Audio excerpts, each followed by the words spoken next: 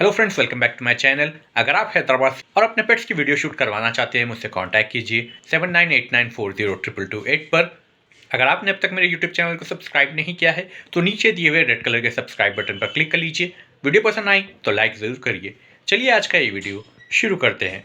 देख सकते हैं दोस्तों, भाई का कलेक्शन अभी ख़त्म नहीं हुआ है और भी काफ़ी जानवर है यहाँ पर। 2 पार्ट है भाई के पास। वाइट कलर में है, गुलाबी स्किन में है, काफ़ी बड़े कान आ रहे हैं इनके, वाइट आइस में है। कितने महीने के पार्ट है भाई ये? 2.5 महीने के पार्ट। सिर्फ 2.5 महीने के पार्ट आ रहे हैं। किस बकरे का रिजल्ट है भैया? ये मासा टैंक कलीम भाई का है। माता टैंक कलीम भाई के जो बकरा है उस बकरे का ये रिजल्ट है दोस्तों। काफ़ी बड़ा कान है, वाइट आइस में है, बेदाग है, मार्किंग नहीं के बराबर है इससे। दोनों ही 2.5 महीने के और कलीम भाई के बकरे का रिजल्ट है। ठीक है फ्रेंड्स, आज की इस वीडियो को यहीं पे ख़त्म करते हैं। मिलते हैं नेक्स्ट वीडियो में, तब तक के लिए बाय बाय।